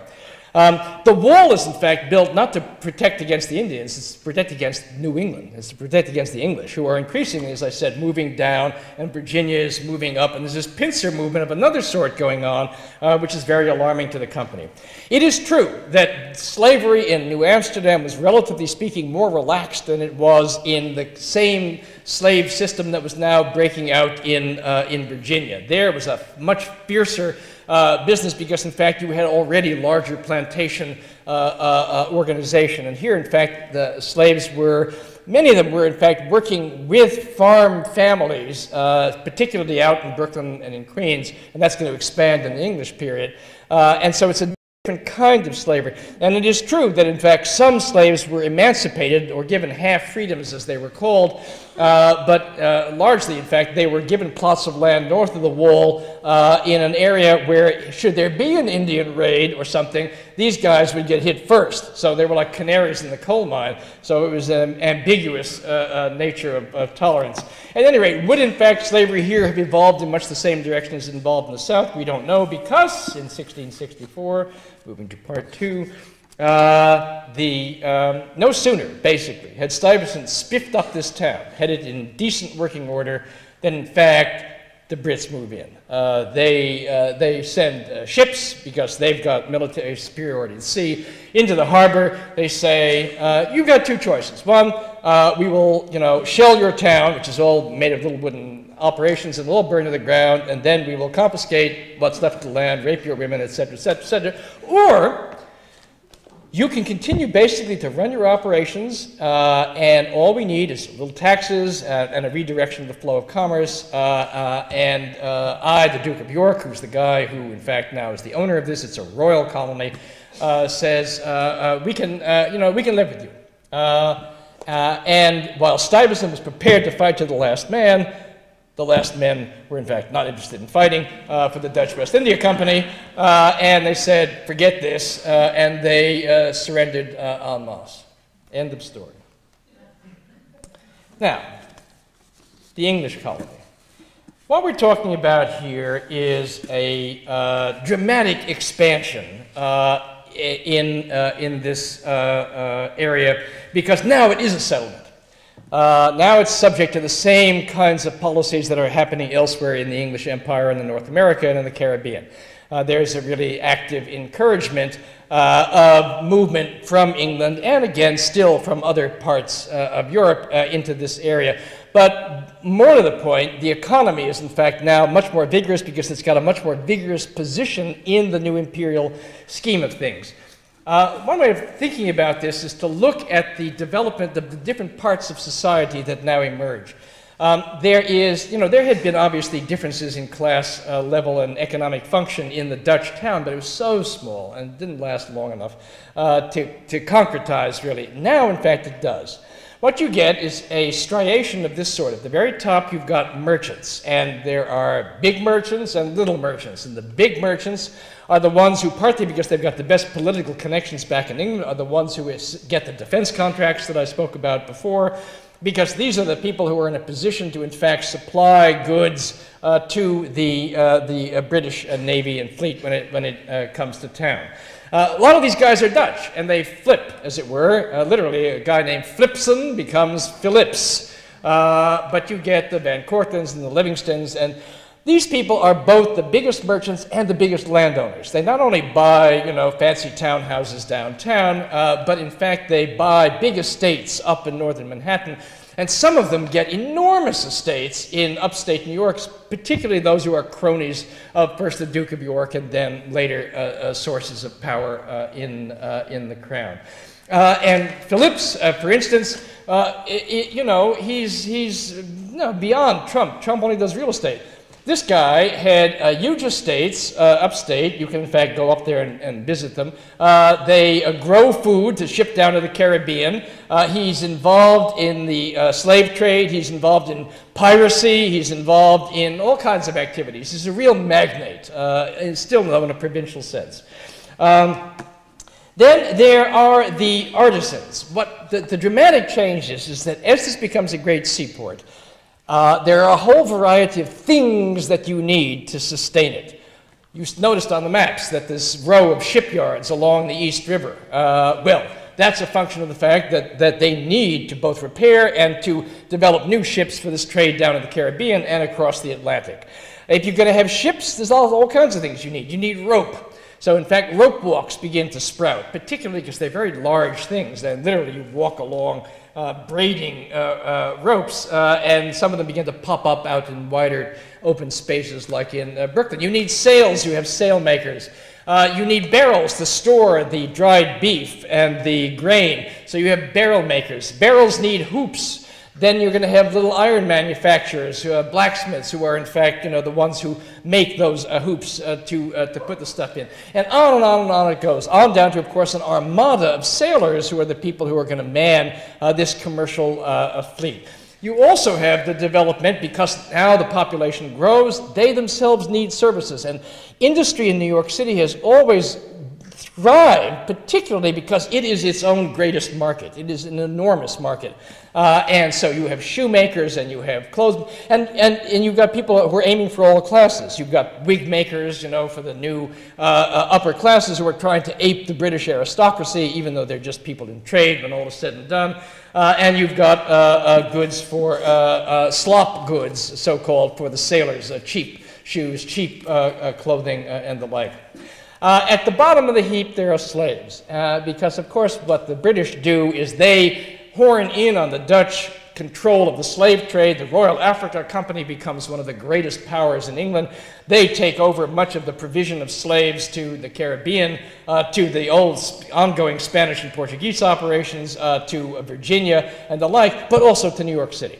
So in 1711, on the foot of Wall Street, a slave market is established, and you get, again, it's a different kind of slavery than you get down in the Carolinas. Slaves are used either as personal servants in wealthy and upper-class households. The artisans, in fact, make use of them. People in the shipyards have slaves to do heavy lifting around the yards, or in some cases they actually train them to have artisan-like craft skills. With, in fact, the development, and of course farming, that in fact, particularly many of the old, still Dutch farmers who are holding on out in Brooklyn and Queens are most, in fact, tenaciously involved in holding on to slavery, because that's the critical labor supply for growing, again, the goods that are being processed and then shipped down to the Caribbean. With slavery, with this striation of classes comes, in fact, new kinds of tensions. So, in fact, 1712, the year after the slave market goes in, is the first slave insurrection in the city's history, followed later on in 1741 by the Great Slave Conspiracy.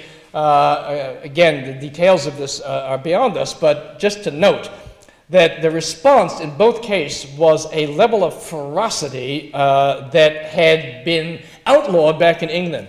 The punishments meted out to slave rebels in both these cases involved being broken on the wheel, being roasted alive over slow coals, the kind of tortures which in fact had been common in the Middle Ages, but in fact had been largely eliminated in England, but are applied here across the racial divide because they understand by 1740, 21% of the population of New York City are African slaves.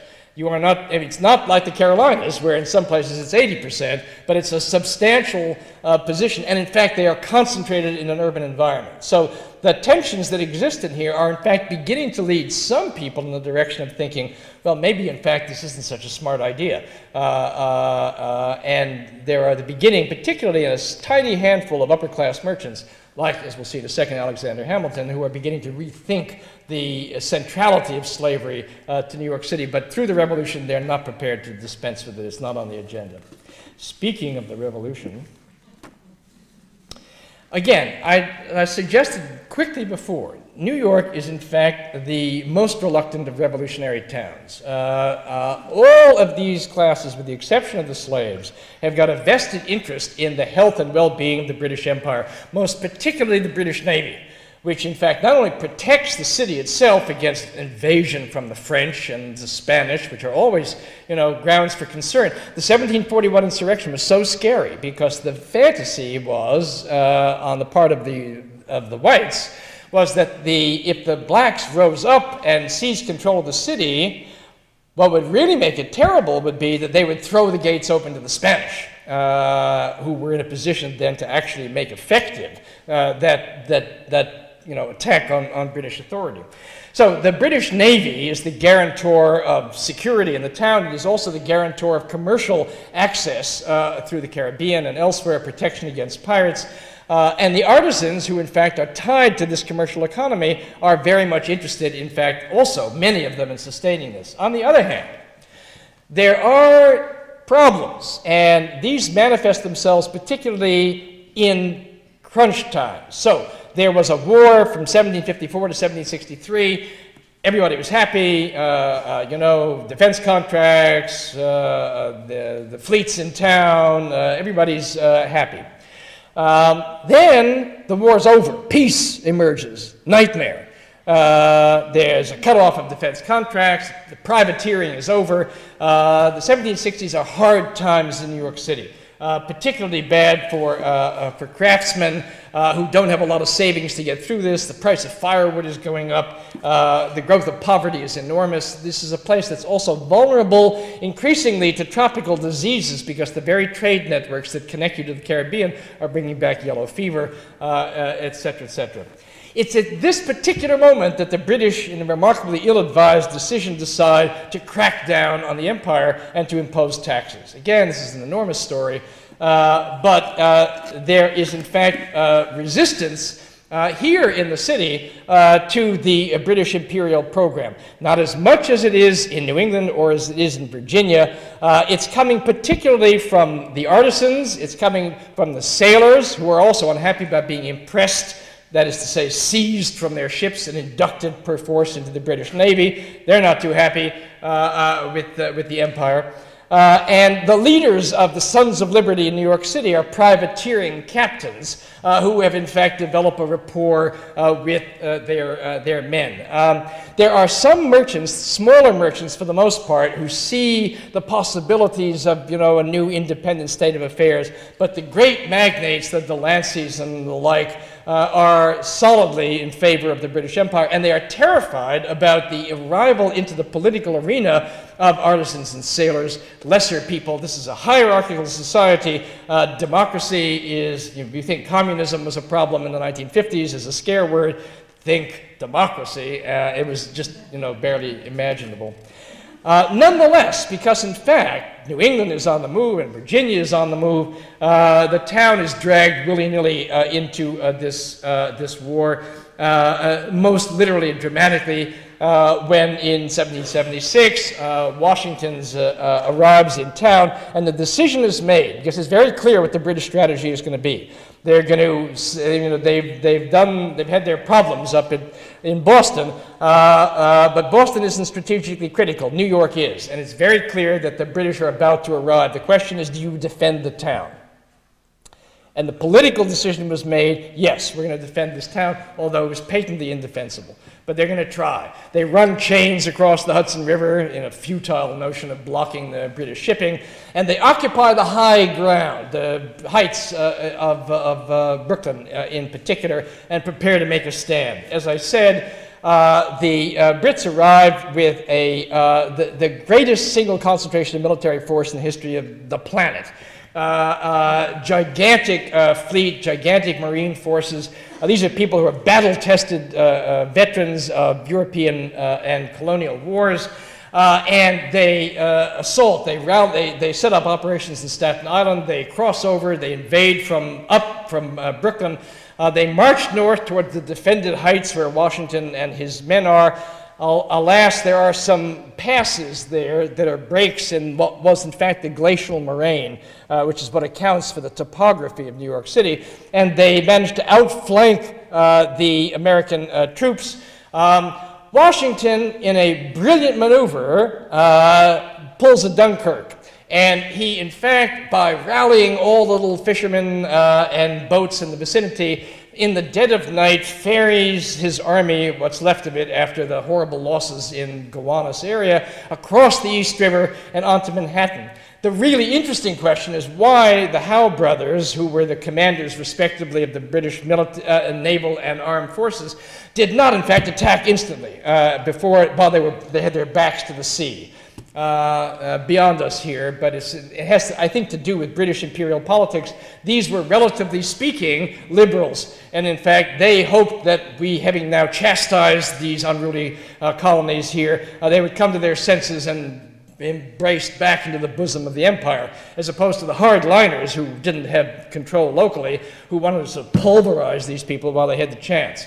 As it were, that was a mistake. Because in fact, the Washington's army escapes up to northern Manhattan, makes temporary headquarters up at a estate of one of these rich folks, the now Morris Jew Mill Mansion.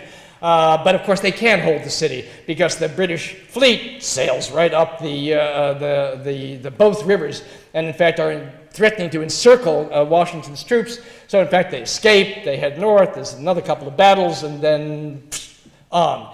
This place is occupied, and in fact, as the troops are leaving, a fire breaks out which destroys much of the colonial city. Nobody knows still who set it. Did the rebels do it to scorch the earth? Did the Brits do it? Was it an accident? We don't know. But in fact, it was devastating. The city, in fact, had, with the approach of the British, emptied out. So most of the citizens, in fact, either went into the army or fled, or if they were Tories, as many were, got on British ships and sailed away, moved to Canada, or moved all the way back to England.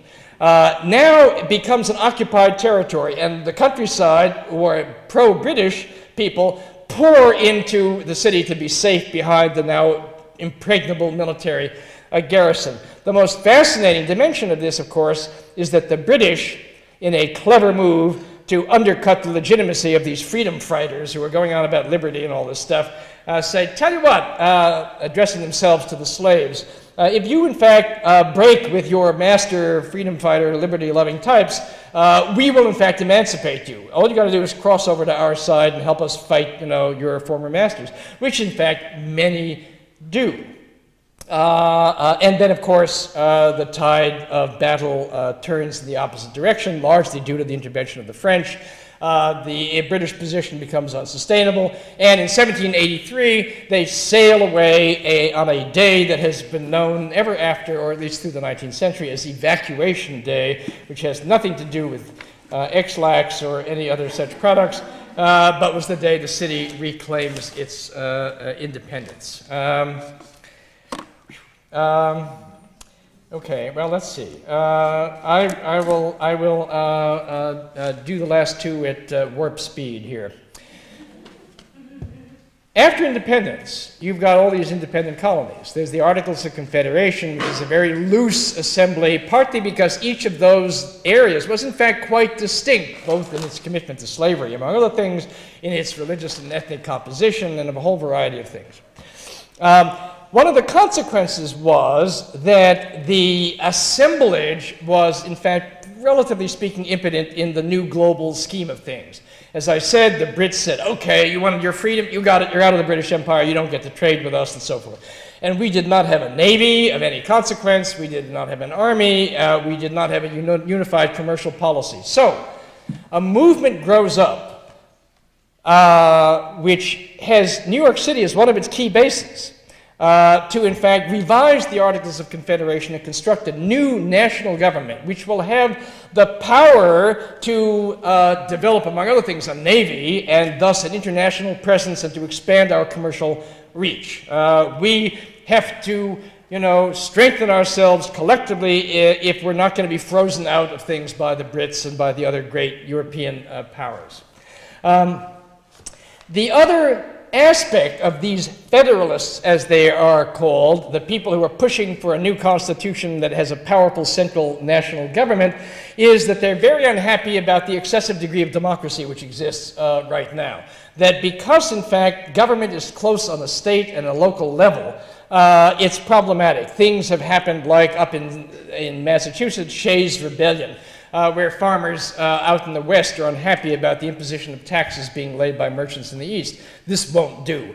So people like Alexander Hamilton here in particular say, we need to have a powerful central government with an army as well that's capable of imposing national order, and particularly the power of taxation as well, and keeping these new guys, particularly a lot of new guys who popped up during the revolutionary period, when the old elite, in fact, fled and new people rose to the top. We want to put some brakes on this process.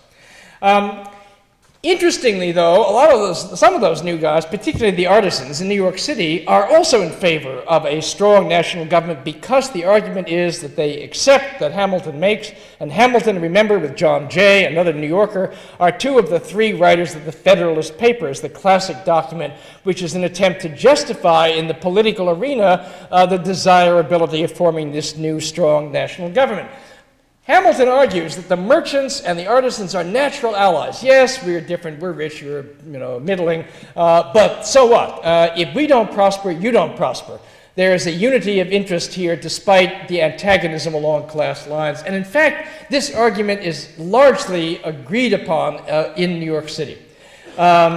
The anti-federalists in New York State, and remember it's the colony of the state, or the now independent republic of the state, that's going to decide whether or not to ratify this new constitution which is written down in Philadelphia in 1787. And New York State is overwhelmingly against the Constitution. 4/5 of the delegates who are sent to the Poughkeepsie Convention, which is going to decide whether or not to ratify this thing, are sent by the farming interests and the small towns who hate these rich landed merchants, the people like Hamilton. They consider these people aristocratic, tyrannical. They are terrified of the notion of a standing army. That's what the Brits did. We're going to have a new empire. We're going to have a new King George here. We've got to resist this operation. The city, in fact, is the wellspring of the movement that is going to force the Poughkeepsie people to change their mind, together with the fact that one after another states to the north and states to the south have signed on. And it's clear that, in fact, if New York State doesn't sign on, there are going to be enough states that accept the Constitution to mean that New York State will be left out in the cold. And interestingly, New York City begins to say, if the state votes against it, we are going to secede from New York State. The first, and by no means the last, conversations along these lines. There is, in fact, one of the first and greatest political demonstrations in New York City in 1788 during the ratification debate, where the assembled city overwhelmingly marched through the town, as was done in those days, in rank order. So the leading citizens and the merchants would ride through, and then the lawyers would ride through, and then the Columbia College graduates would ride through, and then the important ladies of the town would ride through, and then the trades would march through town, the coopers, the barrel makers, the shoemakers, carrying their regalia of the trade and the craft, with platforms sometimes where they're making shoes, or the shipbuilders, in fact, parade through with a float that's got a huge ship on it, named the Hamilton, the good ship Hamilton, in terms of their hero. Slaves, of course, were noticeably not in evidence in this procession. But in fact, the threat of this is enough to win over the delegates up there, and in fact, the state and thus the city enter the Union. Not only that, but in 1788, the decision is made by Congress that the capital, at least temporarily, of the new United States of America is going to be in New York City. City Hall on the corner of Wall Street and Broad, where now Federal Hall is. Federal Hall that you see now is not a colonial remnant that dates to the 1840s, but that's the site where the original wooden City Hall existed. That is remade by Pierre L'Enfant, interestingly, the man who's going to be sent down eventually to Washington, into a now seat of government. There's talk about building on the site of the old fort, which is now where at not Chamber of Commerce, what am I thinking of? The Customs House down at the base of the bottom of Broadway is. That was going to be built as the White House, presidential headquarters, government house it was going to be. And everybody came to town. Washington, after a long, should I do this, shouldn't I do this, accepts by acclamation the first presidency. He makes his way north, a triumphal campaign from town to town, takes a barge across the East River, arrives, and is inaugurated on the balcony of this refurbished City Hall. Interestingly, wearing a suit made here in the colonies of good Republican broadcloth, not this fancy imported English stuff, a symbol of his new concern and dedication to developing a new manufacturing base here in town. The question is the capital going to stay here? And in fact, the country is bitterly divided over this. Many people, in fact, are extremely unhappy with New York. One, they remember the old pro-Anglophile crowd and how reluctant it was to get involved in the revolution at all. Secondly, it is an urban concentration, hyper-urban compared to, again, the expanding countryside, which is composed of small farms and now dotted with larger slave plantations. It is a place that is obviously overwhelmingly concerned with profit-making and commerce. This makes, in fact, the people out in the countryside who at least like to think of themselves as above such things and the center of moral virtue are unhappy about. They don't like the morals of this town, which they consider to be ungodly and loose, and the women walk around showing their bosoms and all kinds of scandalous things going on. But the biggest problem was that what had been happening in the immediate aftermath of the Constitution and as the new government was taking shape was the buying up by speculators in New York City, overwhelmingly, some up in Boston too, of the debt. Again, way beyond us here, but in a nutshell, remember the Continental Congress, to pay for the war, printed money. And the value of that currency had been sinking steadily. Whenever there was a victory, it went up a little bit, but basically it had been sinking steadily. And now the war was over. There was this massive amount of paper which had been issued, and much of it held by veterans of the Revolution in lieu of salaries, and much of it held in local, the individual state governments. A proposal, what happens is that people in New York, rich merchants in particular, who've got capital accumulated, begin to ride out into the countryside and start buying up this debt at 5 cents on the dollar.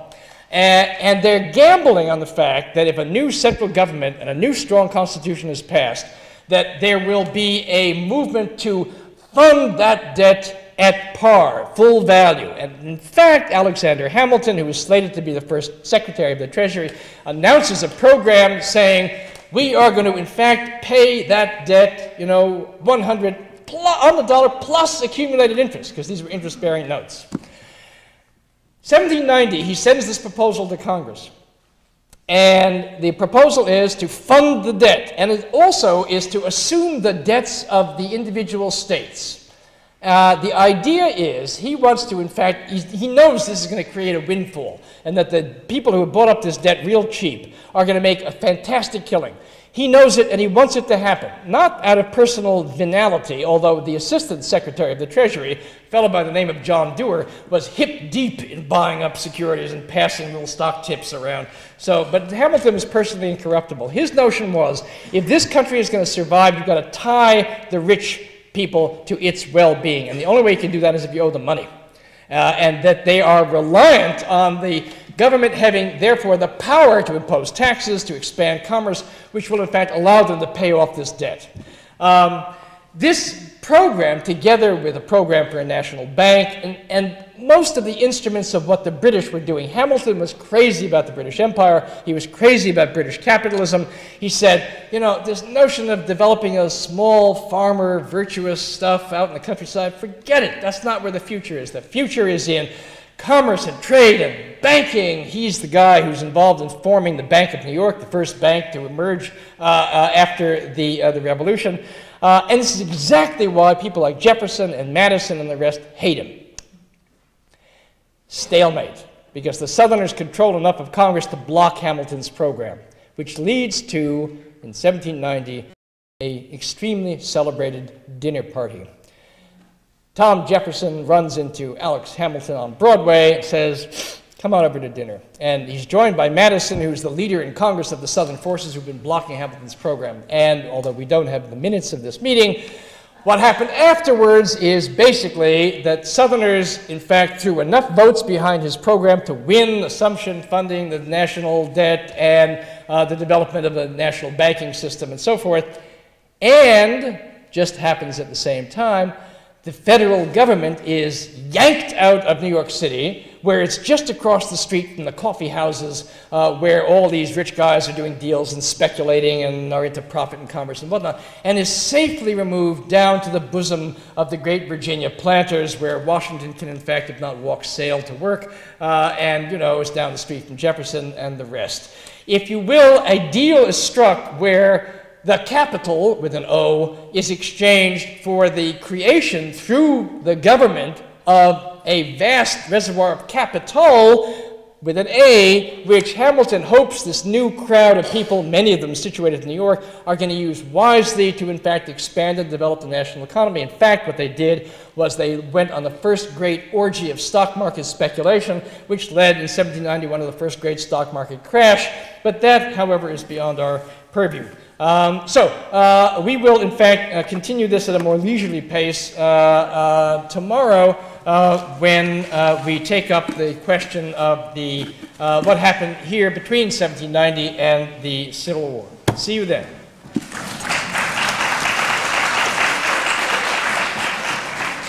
Some quick announcements as you break for lunch. If you could sign up for workshops, anyone with their last name beginning from A to L, from now